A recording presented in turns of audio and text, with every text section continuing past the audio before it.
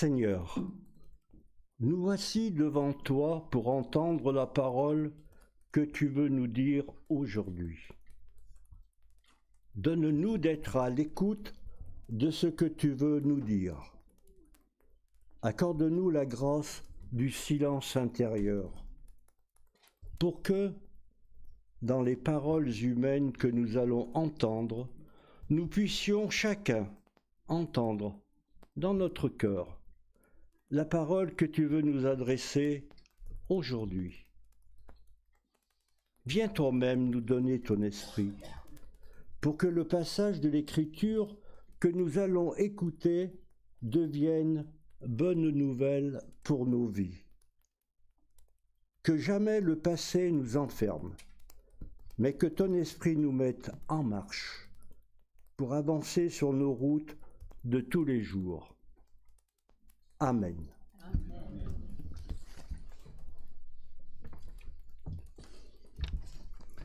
Bon, le passage que nous allons lire est extrait de l'Évangile de Jean, chapitre 13, versets 1 à 20. C'était juste avant la fête de Pâques. Jésus savait que l'heure était venue pour lui de quitter ce monde pour aller auprès du Père. Il aimait les siens qui étaient dans le monde, il les aima jusqu'au bout. Jésus et ses disciples prenaient le repas du soir. Le diable avait déjà fait germer dans le cœur de Judas, fils de Simon l'Iscariote, l'idée de livrer Jésus. Jésus savait que le Père avait tout remis entre ses mains, que lui-même était venu de Dieu et qu'il retournait à Dieu. Alors il se lève de table, ôte son vêtement de dessus et prend une serviette dont il s'entoure la taille. Ensuite, il verse de l'eau dans une cuvette et se met à laver les pieds de ses disciples, puis à les essuyer avec la serviette qu'il avait autour de la taille.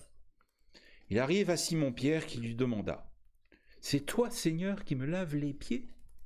Jésus lui répondit : « Tu ne saisis pas maintenant ce que je fais, mais tu comprendras plus tard. » Pierre lui dit : « Non, tu ne me laveras jamais les pieds. » Jésus continua : « Si je ne te lave pas, tu ne partageras rien avec moi. » Simon-Pierre répliqua : « Alors, Seigneur, ne me lave pas seulement les pieds, mais aussi les mains et la tête. » Jésus ajouta : « La personne qui a pris un bain n'a plus besoin de se laver, sinon les pieds, car elle est entièrement propre. Vous êtes propres, vous, mais pas tous cependant. » En effet, Jésus savait qui allait le livrer. C'est pourquoi il dit : « Vous n'êtes pas tous propres. » Après leur avoir lavé les pieds, Jésus reprit son vêtement, se remit à table et leur dit : « Comprenez-vous ce que je vous ai fait ? Vous m'appelez Maître et Seigneur, et vous avez raison car je le suis. Si donc moi, le Seigneur et le Maître, je vous ai lavé les pieds, vous aussi, vous devez vous laver les pieds les uns aux autres. Je vous ai donné un exemple pour que vous agissiez comme je l'ai fait pour vous.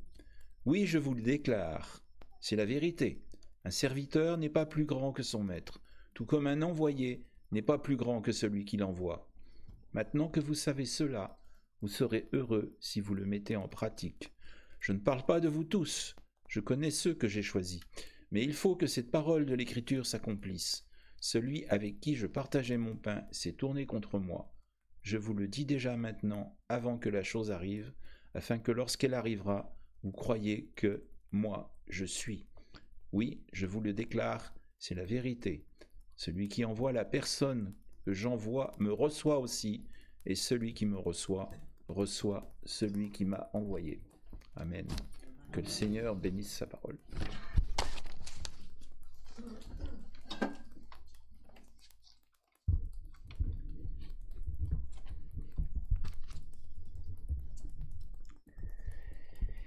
Quelques mots d'introduction pour la méditation sur le texte d'aujourd'hui. On se passera ensuite d'une prédication classique pour continuer sur une réflexion en petits groupes sur 3 questions. Et vos pieds, dans quel état sont-ils ? Voilà une question bien inhabituelle, et encore plus inhabituelle dans un temple. Mais si je pousse l'impertinence encore un peu plus loin, vos pieds, peut-être aussi les miens, ne mériterait-il pas un petit coup de propreté ? Alors qui ? Qui pour se charger de cette tâche ? C'est une question qu'on peut se poser en lisant le texte de ce jour. Jésus sait que c'est la fin de sa vie terrestre. Dans quelques heures, il sera condamné et exécuté. C'est donc un peu ses dernières volontés et les remarques ultimes qu'il laisse dans le texte de ce jour. Elles sont nécessairement à considérer comme synthétiques et importantes. Pour les disciples, qui eux ne savent pas, c'est un repas de fête. Et comme dans tous les repas, encore plus quand c'est un repas de fête, on prend du temps, du bon temps autour du repas. On mange, on boit, on se parle. Mais voilà que Jésus se lève, se met en tenue et s'équipe. Bassine, eau, linge, et commence par laver un à un les pieds des convives. Quelque chose d'étonnant, cette interruption du repas pour cette tâche par celui qui sait qu'il va mourir dans quelques heures. En général, ce sont des étreintes et des larmes qui, lorsque c'est possible, environnent ceux qui savent mourir, qui savent qu'ils vont mourir. Et puis, s'il ne reste que la voix ou l'écriture pour s'exprimer, alors c'est souvent des « je vous aime » qui rythment ces instants. C'est d'ailleurs bien ainsi que le raconte l'évangéliste Jean. Jésus aima les siens jusqu'au bout, c'est au verset 1 de notre texte. Mais c'est la forme que prend l'expression de cet amour ultime qui est étonnant, décoiffant. Jésus va s'atteler à une tâche qui n'a ni sa place au milieu d'un repas et qui ne relève pas de sa fonction de maître, d'enseignant. Il va laver les pieds de ses disciples. Mais il y a de la résistance parmi les convives. Pour Pierre, dont on connaît la vivacité et la spontanéité, c'est non. Ce n'est pas acceptable. Il se laissera finalement faire. Il se laissera laver les pieds après s'être fait recadrer à 2 reprises par Jésus. D'habitude, quand Jésus fait un geste, il laisse passer du temps avant de le commenter ou d'en donner une explication.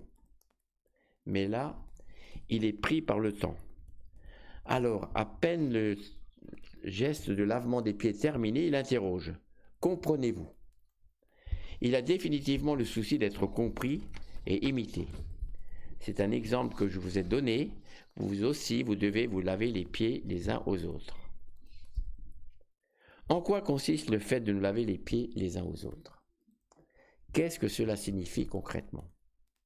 C'est un geste qui parle de service, de communion, de pardon mutuel, de coexistence, d'unité. C'est le signe d'accueil et d'hospitalité. Et c'est surtout le signe de notre désir de voir l'autre emprunter enfin le chemin qui conduit à l'amour, le chemin qui conduit à Dieu. Tout acte de bientraitance vers l'autre, en particulier pour ceux qui souffrent et pour ceux qui sont peu estimés, est un service de lavement des pieds. Le Seigneur nous appelle à cela. Descendre, apprendre l'humilité, le courage, la bonté, et également admettre à être disponible les oppositions, mais toutefois se fier à la bonté et persévérer en elle. Mais il existe une dimension encore plus profonde. Le Seigneur nous débarrasse de nos impuretés par la puissance purificatrice de son amour. Nous laver les pieds les uns aux autres signifie surtout nous pardonner mutuellement, les uns aux autres, inlassablement. Recommencer toujours à nouveau ensemble, même si cela paraît inutile. Cela signifie nous purifier les uns les autres en nous supportant mutuellement et en acceptant d'être supportés par les autres. Nous purifier les uns les autres en nous nourrissant de la parole divine. Le vrai sens de l'ordre de Jésus est que nous soyons à toute heure et en tout temps de notre vie à laver les pieds de nos frères et de nos prochains. Cet ordre est accompagné d'une promesse, d'une belle promesse de récompense. Vous serez heureux si vous le mettez en pratique.